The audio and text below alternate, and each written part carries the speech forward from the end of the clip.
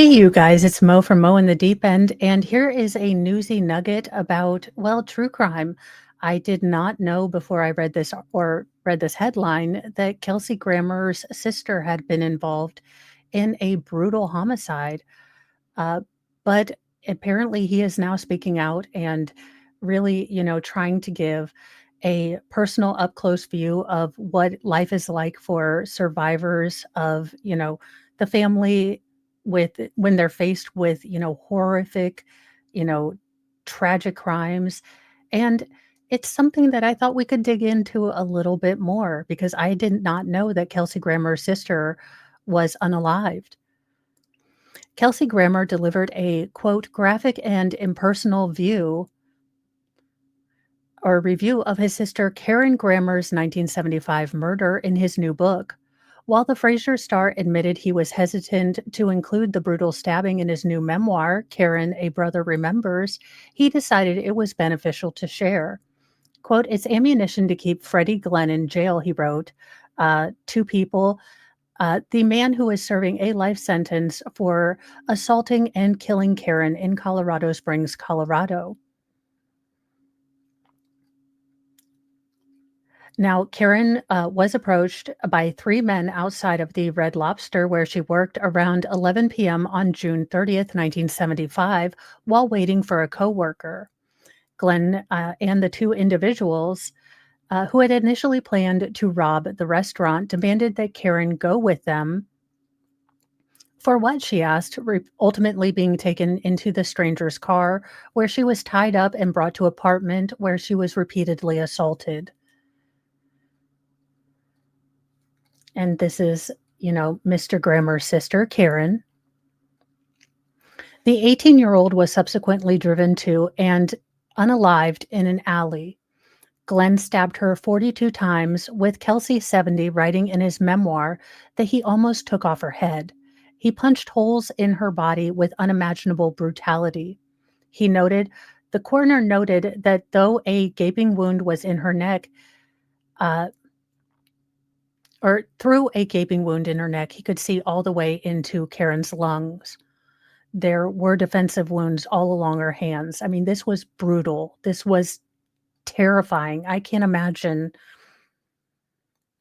you know, having to realize these were the final moments of your family member, especially when you're when you're the big brother, when you're there and you want to be a protector and you want to, take care of your family. I can't imagine learning that your sister's last moments were this horrifying, this terrifying, this unimaginably horrific.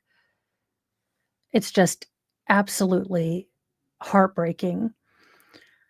According to all of the reports, Karen crawled 400 feet from the place where she'd been stabbed to try to knock on a trailer door for help. Bloody fingerprints mark the trail of her final moments, exactly 3 feet 6 inches along the office and walls of the trailer park. Kelsey, retells to readers. She'd been on her knees, crawling away, seeking help with the last ounce of her life. She'd fallen backwards from the trailer door after knocking for help. The Cheers alum continued. It was her last hope and disappointment. He clarified that the man who opened the door and called the police was not a good Samaritan as he had hoped, as anyone would hope when, your family member needs help. That man did not attempt to help her, but simply called the police after leaving her body as it lay, he explained. Eyes vacant, staring at the sky, her legs still on the step, her head on the ground, with a clenched fist above her head, with a single finger pointing somewhere, nowhere, just pointing. So these are expert excerpts from his book. Um, Absolutely just heartbreaking. Now, Kelsey reported his sister missing and was the family member to have to identify her body just 1 week later.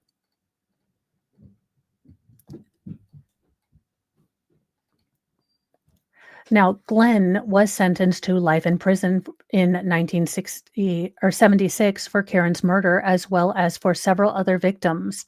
His next hearing is in 2027 after 4 parole denials.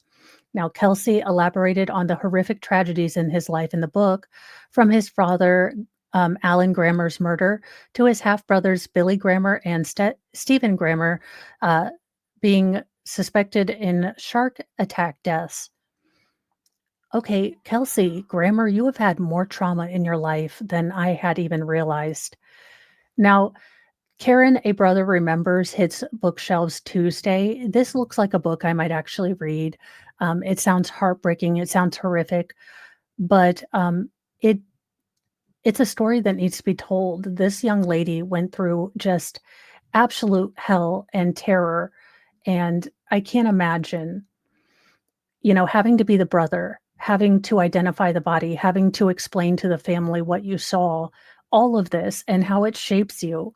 And then not only that, but to have a life compounded with tragedies, you know, with his father, Alan Grammer, being murdered, his half brothers, Billy and Stephen, possibly dying in shark attacks. I can't imagine this. And what I think it really goes on to illustrate is Kelsey Grammer has a great, dry sense of humor. He seems to bring a lot of humor. And my personal theory, and this is just my personal theory, is that a lot of the funniest people, a lot of people that can, turn a phrase, turn a wit, look at things in funny ways, a lot of that is self-protection. Would Kelsey Grammer be able to look at the world, at life, and find the humor and the joy in it if he didn't realize how much pain and craptasticness there was, how much, absolute suffering there was? I I truly believe that the great comedians, the greatest comedians, are often people who struggle the deepest with hard emotions, and because they struggle, they know how much deep, hard, awful emotions suck. We try to look at things in a way that is funny, in a way that can bring joy. Again, you know, I think that a lot of the most great comedians, understood the depths of human sorrow. I think you have to really understand the depths of pain and sadness and everything else to really be able to amplify the joy and the grace and the goodness that we have. And I appreciate, Mr. Grammer going and telling his sister's story. I can't imagine for him that going up and, bringing all of this out, going through it again, reliving this story so that he can write down in words that touch your heart and touch your spirit, how absolutely, just painful and, basically opening a already closed wound that has to be. So I may read and review this book. I don't know. I was unaware of all that Mr. Grammer had been through. And I especially like you as the Beast I know everyone else is like Frasier or Cheers. And I'm like, nope, he's the Beast. He's Professor, he's the Beast on the mutants. But absolutely did want to share this story with you. Um, Again, the bravery it takes to open up to what can be or what has to be one of the most painful chapters of his family.